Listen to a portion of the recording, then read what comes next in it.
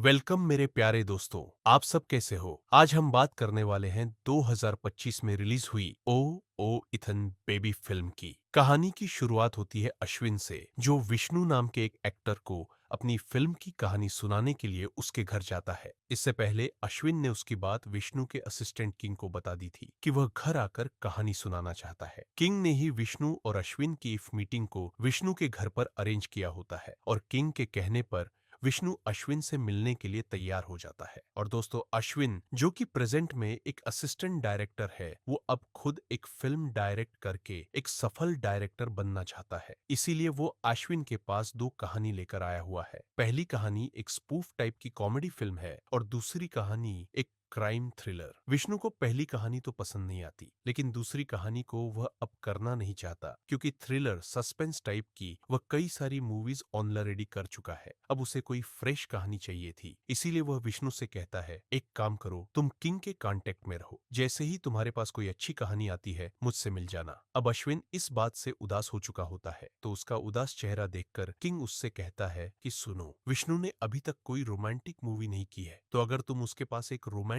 Movie की कहानी लेकर आ जाओ तो वह मना नहीं कर पाएगा। और अश्विन किंग इस बात के बारे में सोचता हुआ जा रहा होता है। तभी उसे याद आता है कि मेरी कहानी किसी रोमांटिक मूवी से कम थोड़ी है। फिर क्या था, वह दोबारा से वापस विष्णु के घर पहुंच जाता है और किंग से कहता है कि मेरे पास एक लव स्टोरी है, उसे मैं विष्णु को सुनाना चाहता हूँ। बस दोस्तों, अब विष्णु भी इस कहानी को सुनने के लिए तैयार हो जाता है। अश्विन बताता है कि यह कहानी मेरी कहानी है। इसकी शुरुआत होती है जब मैं 9th स्टैंडर्ड में था। अश्विन दोस्तों अपने माता पिता के साथ रहता था। अश्विन के पिता को ज्योतिष, न्यूमरोलॉजी, इन तरह की चीजों पर हद से ज्यादा विश्वास था, यानी कि वह बुरी तरह से अंधविश्वासी का शिकार थे। यही कारण था कि उन्होंने एक दिन अपनी नौकरी छोड़ दी और ग्रहों के चाल के अनुसार कई बिजनेस शुरू कर दिए। अगर उन्हें किसी बिजनेस में प्रॉफिट नहीं हुआ तो हर बार उन्हें बिजनेस बंद करना पड़ा। यही उनकी कहानी थी और यही कारण था कि अश्विन के माँ को बाहर जाकर काम करना पड़ता था।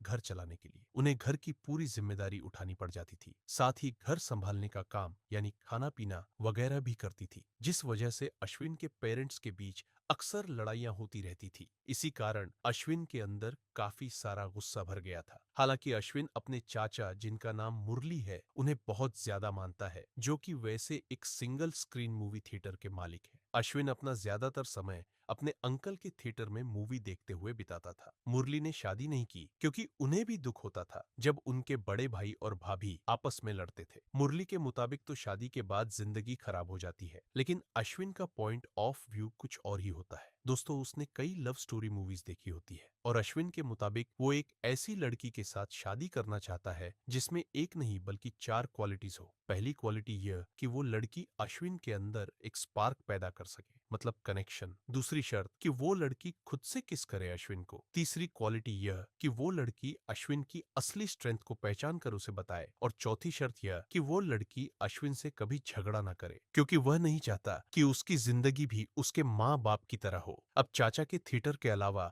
अश्विन का मन स्कूल में भी लगने लग गया था, क्योंकि पता है उसे अपने से 1 साल बड़ी लड़की से प्रेम हो गया था। उसका नाम होता है रवीना और वह हाल ही में अश्विन के पड़ोस में शिफ्ट हुई है। अश्विन तो रोज रवीना को निहारता, यही उसका काम हो जाता। और अश्विन का दोस्त रसना उसे मोटिवेट करता कि अश्विन भाई, उसे देखकर अपने दिल की बात बोल दे यार, मत रुक। हाँ दोस्तों, एक दिन की बात है। अश्विन की माँ अश्विन से एक बैग रबीना के घर देने को बोल देता है, जिसके अंदर कुछ सामान होता है। अब रबीना का नाम सुनकर अश्विन तुरंत वहां पहुंच जाता है। जैसे ही अश्विन रबीना के घर पहुंचता है तो रबीना को देख उसको बस वो देखते जाता है। यही वह पल था जब अश्विन ने पहली बार रवीना से बात की थी। और यहाँ जब अश्विन रवीना को दीदी बोलता है तो रवीना उससे कहती है, तुम मुझे दीदी नहीं कह सकते, बल्कि एक काम करो, रवीना बोलो। और ये बात सुनते ही ना अश्विन एकदम से बिल्कुल 7वें आसमान पर कि यार ये तो बहुत बढ़िया हो गया। उसे ऐसा फील होता है जैसे जिंदगी की सारी खुशियां मिलने वाली है। और यहीं से इन दोनों के बीच दोस्ती और बढ़ती जाती है।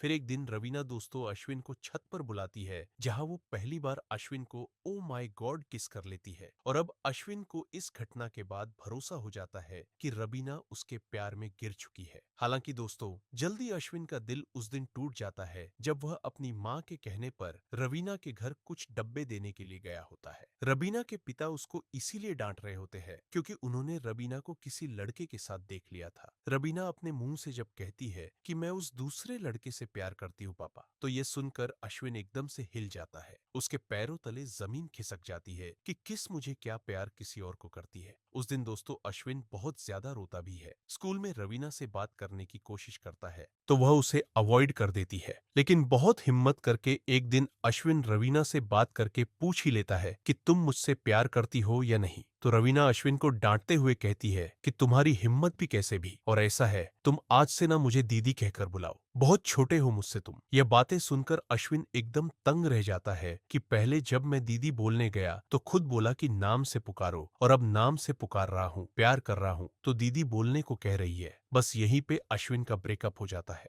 अब प्रेजेंट में कहानी के इस पार्ट को सुनकर किंग कहता है कि वो लड़की बहुत ही चालू थी, मतलब वो किसी और से प्यार करती थी, फिर भी तुम्हें दाना डाला बताओ। सीधी सी बात ये है कि आजकल के ये जेंसी फैंसी है ना, ये सब ऐसे ही है चीट वाले। खैर दोस्तों, अश्विन अब अपनी कहानी आगे शुरू करता है जब उसे अपना सच्चा प्यार मिला। अश्विन जब कॉलेज में था ना तो उसकी एक बेस्ट फ्रेंड थी अंजलि। अंजलि को अपने दोस्त रसना से अश्विन ने मिलवाया था और दोनों एक दूसरे से प्यार करते थे। बाकी कॉलेज के बाद भी अश्विन, अंजलि और रसना तीनों मिलते रहते थे। अंजलि के पिता ने एक नया घर खरीदा होता है जिसके गृह प्रवेश के दिन अश्विन वहां रचना के साथ आया होता है। यहाँ पर अश्विन की मुलाकात अंजलि की कजिन मीरा से होती है दोस्तों, और यहीं पर अश्विन रचना को भी आइडिया देता है कि जाओ अंजलि को शादी के लिए प्रपोज कर दो। रचना ने तो अश्विन के बताने पर ठीक वैसा ही कर दिया होता है और अंजलि ने भी रचना के प्रपोजल को एक्सेप्ट कर लिया होता है, जो चीजें मीरा को बड़ी पसंद आती है। यहीं पर मीरा अश्विन को नोटिस करती है क्योंकि ये पूरा आइडिया था अश्विन का, और इस तरह मीरा और अश्विन दोनों ही एक दूसरे से पहली नजर में बड़े इंप्रेस हो जाते हैं। मीरा भी एक डॉक्टर है और वह अभी प्रैक्टिस कर रही है, और मीरा की माँ को भूलने की बीमारी है जिस कारण उनका मीरा को थोड़ा ज्यादा ख्याल रखना पड़ता है। और बात करें अश्विन की तो उसने इंजीनियरिंग कर ली है और वह अब एक आईटी कंपनी में जॉब कर रहा है। साथ ही दोस्तों यहाँ पर हमें ये भी पता चल जाता है कि मीरा ना अश्विन से 2 साल बड़ी भी है। मतलब अब ये चारों यानी कि रचना,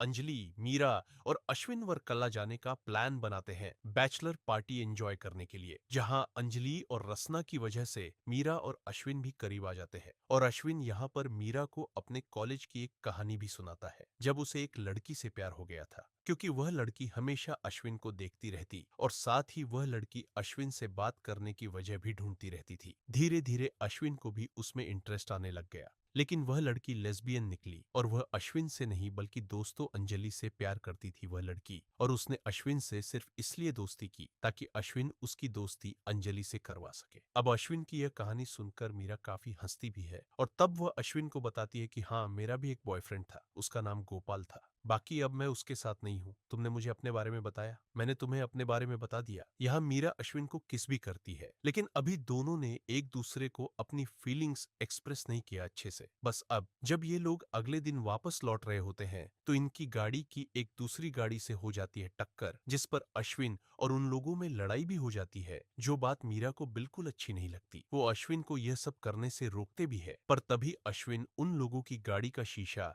एक पत्थर से तोड़कर भाग जाता है, जो देखकर मीरा को अपने चाचा याद आ जाते हैं। असल में दोस्तों मीरा के पिता उसके बचपन में गुजर गए थे, पर उन्होंने मीरा और अपनी पत्नी के लिए काफी दौलत और पैसा छोड़ दिया था, जिस पर मीरा के चाचा की नजर थी। मीरा का चाचा हमेशा उस पर गुस्सा किया करता था, चीजें तोड़ता फोड़ता था, और इन्हीं सभी चीजों की वजह से मीरा की माँ को भूलने की बीमारी लग गई। लेकिन शुरुआत से ही मीरा अपने चाचा से कुछ नहीं लेती थी। वह अपनी पढ़ाई के साथ साथ अपनी माँ का इलाज भी अपने पापा के छोड़े गए पैसों से ही करवाती थी। साथ ही मीरा उसकी माँ के पास यूएस सिटीजनशिप थी, तो इन दोनों को हर साल वहां जाना पड़ता था कुछ दिनों के लिए, जो कि मीरा के चाचा नहीं चाहते थे, और इसी चीज को लेकर वो मीरा को उल्टा सीधा भी बोलता था। कभी कभी तो मीरा की माँ पे हाथ भी उठा देता था और सामान वगैरह तोड़कर वो अपने गुस्से को जाहिर करता था। ये सारी चीजें जब मीरा ने दोस्तों इस लड़ाई में अश्विन पे देखी, ना तो उदास हो जाती है कि नहीं, यह अश्विन ठीक नहीं है, और इसी चक्कर में दोनों की बहस भी हो जाती है। बाकी जब ये लोग प्लेन में वापस आ रहे होते हैं तो मीरा खुद अश्विन से माफी मांग लेती है और फिलहाल दोनों के बीच सब कुछ सही हो जाता है। यानी मीरा उन लड़कियों में है दोस्तों जो झगड़ा नहीं करना चाहती। सिंपल और अश्विन को ऐसी ही लड़की की जरूरत तो थी। अब एक दिन मीरा के साथ जब अश्विन एक मूवी देखने जाता है तो वह मूवी मीरा को समझ नहीं आती, तो अश्विन उस मूवी की स्टोरी मीरा के सामने इस तरह पेश करता है कि मीरा को पूरी कहानी समझ में आ जाती है। और इसी पॉइंट पर मीरा ने अश्विन को यह आइडिया दिया कि तुम फिल्म मेकिंग में क्यों नहीं जाते। जटिल से जटिल कहानियों को सिंपल भाषा में समझाना, यही तो एक फिल्म मेकर का असली हुनर होता है। तो बस दोस्तों, अश्विन ने अपना काम छोड़ा और एक डायरेक्टर को ज्वाइन कर लिया और उसका असिस्टेंट बन गया। मीरा के अंदर वो सब खूबियां थी जो अश्विन को चाहिए थी। जैसे उसने पहले किस किया, वो झगड़ा खत्म करना चाहती थी। मीरा और अश्विन ने जब एक दूसरे को पहली बार देखा तो उनके बीच वह कनेक्शन और स्पार्क था। ऊपर से मीरा ने अश्विन को पहचाना, उसे उसके करियर में एडवाइस दी। ये सब नोटिस करते ही अश्विन मीरा को अपने दिल की बातें बता देता है और मीरा उसके प्रपोजल को कर देती है एक्सेप्ट। फिर क्या था दोस्तों, दोनों एक दूसरे को डेट करने लग जाते हैं। लेकिन यहाँ अश्विन में एक कमी थी, वो यह कि वह मीरा की बातों पर बिल्कुल ध्यान नहीं देता था। जब भी मीरा उससे अपनी परेशानी शेयर करने की सोचती है तो अश्विन उसकी बात सुनता ही नहीं। ये चीजें मीरा को पसंद नहीं आती। अब एक दिन अश्विन के पिता को पता चल जाता है कि वह अपनी जॉब वगैरह छोड़कर एक असिस्टेंट डायरेक्टर का काम कर रहा है, तो वह अश्विन को फिल्म के सेट पर जाकर थप्पड़ भी जड़ देते हैं, क्योंकि अश्विन अपनी कुंडली के हिसाब से नहीं चल रहा होता है। और इस बात पर अश्विन का उनसे हो जाता है झगड़ा और अश्विन गुस्से में घर को छोड़ देता है। वह अभी कुछ दिनों के लिए अपने चाचा के घर में शिफ्ट है, बाकी कुछ दिनों में वह अपना इंतजाम कर लेगा, ऐसा वह मुरली से कहता है। अब दोस्तों, अश्विन ने घर तो छोड़ दिया। ये सुनते ही मीरा उससे मिलने आती है। वो अश्विन को समझाने की कोशिश करती है, लेकिन अश्विन बड़े गुस्से में होता है और वह गुस्से में तो मीरा का लाया हुआ खाना भी फेंक देता है, जिससे मीरा को बड़ा बुरा लग जाता है कि मेरी क्या गलती है बताओ, और वह चली जाती है। गुस्से में कुछ दिनों के बाद एक बार फिर से मीरा के चाचा और मीरा के बीच में बहस शुरू हो जाती है, जिस दौरान मीरा की माँ बीच में आती है दोस्तों। तो मीरा का चाचा उसकी माँ को धक्का दे देता है और यह होते ही मीरा तुरंत घर छोड़ देती है। उसके पास अब कोई जगह नहीं होती कि वह रह सके, इसीलिए वह अश्विन को कॉल करती है, जो कि अपनी ही दुनिया में मस्त होता है। वह कॉल उठाता भी है तो मीरा से न तो ठीक से बात करता है और न ही वह मीरा की कॉल को सीरियसली लेता है। इसीलिए वह मीरा के कॉल कटने के बाद दोबारा नहीं उठाता उसको। यह बेचारी मीरा को अपनी माँ के लिए और खुद के लिए कोई इंतजाम करना पड़ता है। और दोस्तों, जब पानी सर से ऊपर चढ़ जाता है ना, तो इस बात को लेकर 2 दिन के बाद मीरा की अश्विन से हो जाती है लड़ाई। अश्विन यहाँ अपनी गलती मानने को तैयार ही नहीं होता और मीरा उसे उसकी और भी गलतियां बताती है। वो कहती है, तुम बिल्कुल मेरे चाचा के जैसे हो। यह बातें सुनकर अश्विन अपना आपा खो देता है और मीरा पर चिल्लाता भी है काफी ज्यादा। साथ ही वह गुस्से में मीरा से ब्रेकअप करके चला जाता है, जिसके बाद दोस्तों मीरा हमेशा हमेशा के लिए मणिपाल शिफ्ट हो जाती है। बाकी अश्विन की बात करें तो वो इसी सोच में होता है कि जब तक मीरा खुद मुझे कॉल करके सॉरी नहीं बोल देती, मैं उससे बातें नहीं करूंगा। अब जिस रिश्ते में दो लोग बात नहीं करते, वह कैसा रिश्ता है ना, वह तो टूट ही जाता है। इस तरह इन दोनों का ब्रेकअप हुए पूरे 1.5 साल बीत चुके हैं और अश्विन अपनी ये आधी कहानी यहीं पर सुनाकर खत्म कर देता है। इसका कोई एंड नहीं है। अब दोस्तों, ये पूरी कहानी सुनने के बाद अभी तक जितना भी अश्विन ने बताया, तो विष्णु कहता है, क्या यार, तुम्हारी कहानी में दम तो है, लेकिन ये अधूरी है।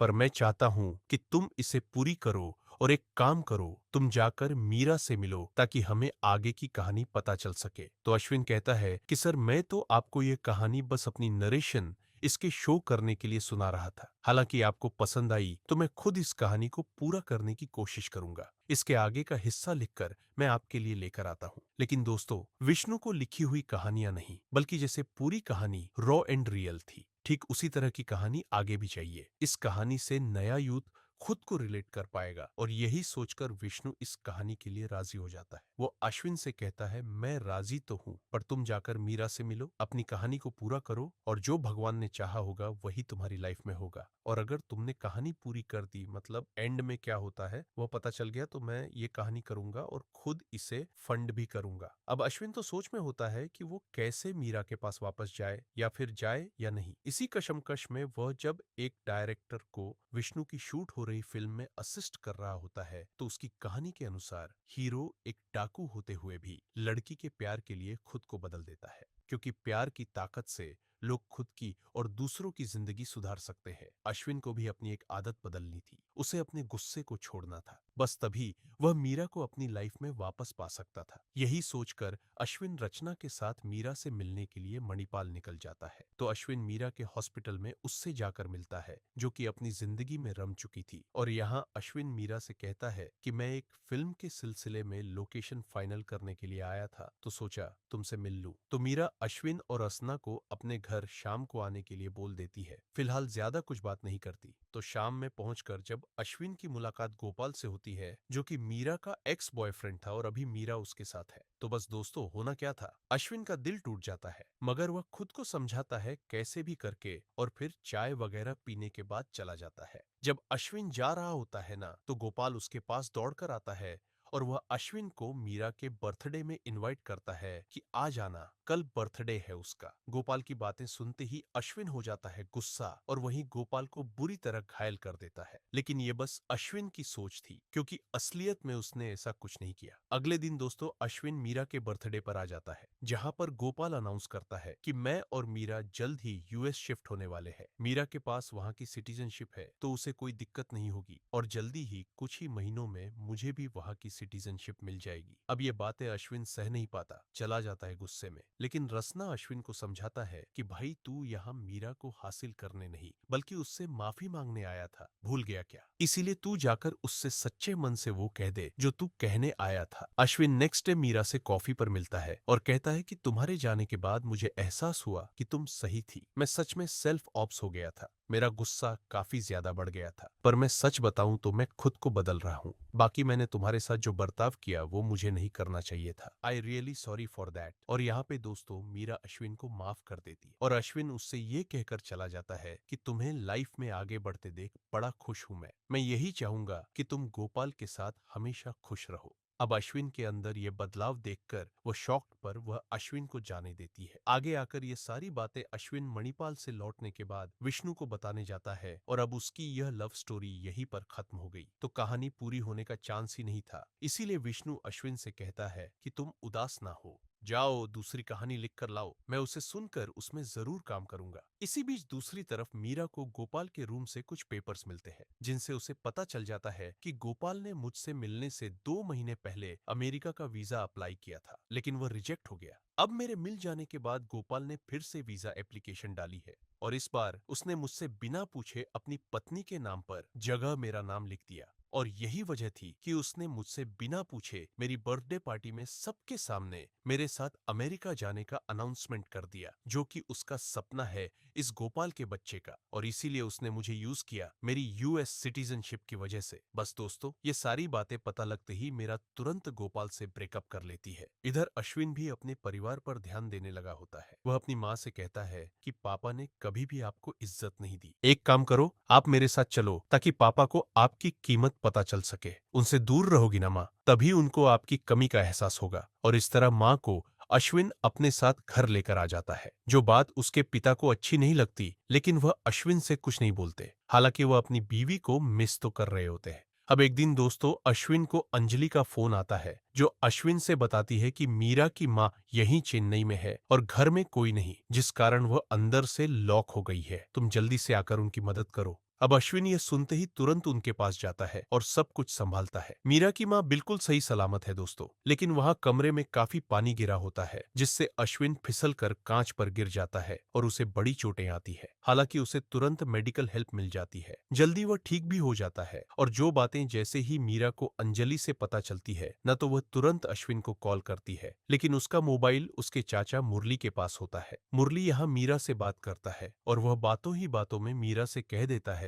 कि बेटा अश्विन अब ठीक है, लेकिन उसने तुम्हें अपनी नई फिल्म के बारे में बताया क्या? वह अपनी लव स्टोरी पर एक फिल्म बनाना चाह रहा है, उसी के बारे में वह तुम्हें बताने के लिए मणिपाल गया था। अब दोस्तों मीरा को यहाँ पे ये लगता है कि अश्विन मुझसे मिलने नहीं बल्कि अपनी खुशी जाहिर करने आया था मेरे पास, इसीलिए वह कॉल काट देती है और रात भर रोती भी रहती है। इधर जब अश्विन को मुरली से सब पता चलता है, तो वह उल्टा मुरली पर ही गुस्सा हो जाता है कि आपने क्यों कहा कुछ। यहाँ मीरा को उदास देखकर उसकी एक दोस्त मीरा को एक वीडियो दिखाती है, जो कि असल में विष्णु का एक इंटरव्यू है, जो कि उसने हाल ही में दिया। रिपोर्टर विष्णु से पूछती है, क्या कोई ऐसी मूवी है जिसे ना पाने का आपको दुख हो? तो विष्णु उसे अश्विन की स्टोरी के बारे में बताता है। असल में दोस्तों, अश्विन ने विष्णु को इस कहानी पर फिल्म बनाने से मना कर दिया था उस समय, जबकि विष्णु उसकी कहानी पर वो सैड एंडिंग लव स्टोरी बनाना चाहता था। तब अश्विन ने विष्णु से बोला कि मीरा भी गोपाल के साथ है और शायद इस मूवी की कहानी देखकर गोपाल उसे जिंदगी भर ताने देगा, और मैं नहीं चाहता कि मेरी मीरा की जिंदगी मेरी वजह से तबाह हो। इसी के बाद दोस्तों, विष्णु दूसरी कहानी पर फिल्म बनाने के लिए राजी हो गया था, यानी कि अश्विन ने उस लड़की के लिए अपनी जिंदगी का सबसे अच्छा ऑफर ठुकरा दिया, जो कि इस वक्त किसी और के साथ है। मतलब वैसे गोपाल के साथ है, लेकिन इनको नहीं पता कि ब्रेकअप हो गया उसका गोपाल से। यह वीडियो देखते मीरा को अपनी गलती का एहसास हो जाता है और वह अगले ही दिन अश्विन से मिलने एक फिल्म के सेट पर पहुंच जाती है, जहां पे विष्णु भी मौजूद होता है और एक बॉम्ब ब्लास्ट का सीन तैयार चल रहा है। अब बॉम्ब जैसे ही ब्लास्ट किया जाने वाला था, तभी वहां पर दौड़ते दौड़ते मीरा आ जाती है, जिसे आते देखकर अश्विन उसे बचाने भागता है और एंड टाइम पर ब्लास्ट हो जाता है, जिसके बाद हम अश्विन को मीरा की गोद में देखते हैं और ये असल में पाउडर बम था। तो अश्विन और मीरा को कुछ नहीं होता और यहाँ मीरा अश्विन से माफी मांगने के लिए आई हुई है कि मैंने तुम्हें गलत समझा। साथ ही वो उसे अपने और गोपाल के ब्रेकअप की पूरी कहानी बताती है। दूसरी तरफ तुम हो जिसने एक ऐसी लड़की के लिए अपनी जिंदगी का सबसे खास ऑफर ठुकरा दिया, जो कि किसी और के साथ में है। बताओ अश्विन, मुझे माफ कर दो और एक बार फिर से मेरे प्यार को स्वीकार कर लो। और फिर अश्विन कहता है कि यह तुम्हारे ही प्यार का सहारा था जो मैं बदल पाया और अब तुम्हें कहीं जाने नहीं दूंगा। इतना कहने के बाद दोनों एक दूसरे को किस कर लेते हैं। अब अश्विन की कहानी पूरी हो जाती है दोस्तों। तो विष्णु अब अश्विन की फिल्म में काम करने के लिए पूरी तरह से रेडी हो जाता है। जो बातें सुनकर मीरा और मुरली बड़े खुश होते हैं। साथ ही जल्दी अश्विन के पिता को भी अपनी गलती का एहसास हो जाता है और वह अपनी बीवी यानी अश्विन की माँ से मिलने जाते हैं, जो देखकर अश्विन बड़ा खुश होता है कि चलो अक्ल आ ही गई। इस तरह उन्होंने अश्विन के काम को भी एक्सेप्ट कर लिया। इसी के साथ दोस्तों, ये कहानी यहाँ पर खत्म होती है। बाकी अब बताइए, आपको मजा आया क्या? मिलते हैं आपसे अगली वीडियो में। ध्यान रखें, वीडियो अच्छी लगी हो तो लाइक करें।